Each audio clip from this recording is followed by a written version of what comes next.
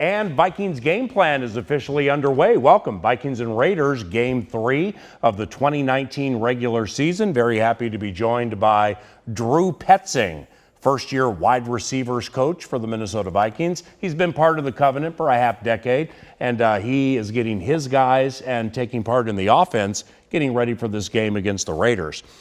As wide receivers coach, when you're getting your guys ready to beat a team on the weekend, like what's your role during the week? Yeah, I think the big thing is most importantly, they need to know the game plan. So my role is to make it as simple and quick for them to learn as possible, because they have a lot of things they got to worry about. Not only their assignments, but who they're going against, what the coverage is, all those things. So for me, the easier I can make that process on them, the more they can focus on doing their job at a very high level. So I think that's the number one priority. Yeah. And then involved in that is all the details that go with that, right? So who could you be going against? What are his tendencies? Where does he line up? How does he like to play you? Those type of things are critical to their success. And it's my job to communicate that, show them examples of that, so that when they step on the field on Sunday, they feel extremely confident in what they're doing, who they're doing it against, and how to go out and have success. If I can do that, we have a chance. What can the younger receivers pull from 19 and 14 to expedite their improvement? Yeah, I think a lot of it is those details I just talked about. It's something that as veterans who have worked the way those two have worked, they take for granted.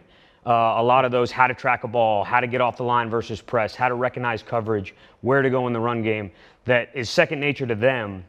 But to a young guy like Beebe or a first-time starter like Beebe, those are things that may not come as naturally. So watching those guys do it day in and day out and picking their brains in terms of why they're doing things, what they're seeing, I think really helps those guys develop as players. What's it like coaching Stefon Diggs? It's a lot of fun. He is a very high-energy guy, loves the game of football, very competitive, which as a coach is exactly what you want to work with. So he's been a lot of fun to work with over the last couple of years as I've been in the building, and now getting a chance to run the room. It's a treat to have a guy like that. It makes my job a lot more fun and a lot easier. What about Adam Thielen, and like what's different from Adam compared to coaching Stefon? Ooh, that's a good question. A lot of the similarities are what makes it fun. The competitive nature, the desire to win. I think Diggs is a little bit more of a feel guy in terms of a player, where Adam's a little bit more of a technician. And you see that in the way that they excel on the field, in the things that they do, the routes they run, how they get off the line. That would be, to me, maybe the biggest difference between those two as players. So do they both have position flexibility in that they can play outside and inside? And really with either one of them, are they better outside or inside? Yeah, I think that's one of the things that makes both those guys so hard to defend. I mean, you see times where they're in the slot, or number 3 in the slot, or outside, one-on-one, or to the two-receiver side. And being able to move those guys around, give them different routes, and not be predictable from an offensive perspective in terms of how to get those guys open makes them really tough to defend, because you can't ever know based on where they're lined up what you're going to get. So whether it's Thielen or Diggs or Beebe now, like in your experience working with offenses in the NFL, what makes a good slot receiver? I think there's a couple criteria that we look for. Number one is toughness, right? You're going to get hit more. You're going to be involved in the run game a little bit more. The windows are going to be smaller. They're going to close faster. And to that point, a little bit quick twitch, great hands in traffic, sometimes some feel. When you're outside, a lot of it is a one-on-one football game. When you're inside, there's a lot more, hey, do I need to stop in this window or the next one? What is the coverage? How do I recognize leverage? Those type of things show up a lot more and quicker when you move inside. Now, on Beebe's 61-yard run at Lambeau Field, the quarterback, Kirk Cousins, almost was down. He made a phenomenal throw to get it to Beebe, then Chad did the rest.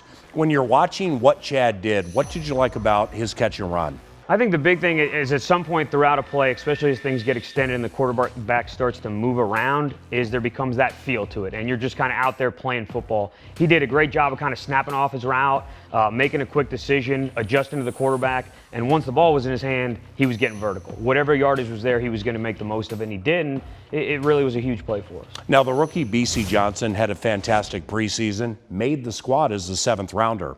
For Johnson, what has been most eye-opening from the pre to the regular season? Yeah, I think the one thing in preseason is you're coming up as a rookie, you're learning your position, you're trying to learn the offense, you're adjusting to life in the NFL, and all of a sudden the season starts and now you're the 3 or the 4, and you don't know what position you may go in the game at. And so from a preparation standpoint, that's a lot different. You don't, unfortunately or fortunately, his opportunity may come if someone gets hurt, someone gets tired. Those are the type of backup roles that you get. And that could be at any of the 3 or 4 or 5 wideout positions. So understanding how to learn a game plan, I think, is a big adjustment, even from training camp and preseason to week 1. Now, for the majority of the 2018, Kevin Stefanski was the quarterback's coach. Now he's the offensive coordinator. Drew was Kevin's assistant as the assistant quarterback's coach. So in working as closely with Kirk Cousins last year and really this year as you have, what are some traits he possesses that you genuinely like? I think the thing that stood out to me right away is how seriously he takes the game of football, how hard he works at it, how much he's in the building, asking you questions about the game, about the offense, about the opponent, the way he watches tape, the way he studies his playbook. He really 24/7 is immersed in this football organization and committed to doing everything he can to help us win. And from a coach's perspective in that room, as a younger coach, you really take that to heart. It's really impressive to be a part of and be around, and it was a lot of fun getting a chance to work with him and continuing to work with him now.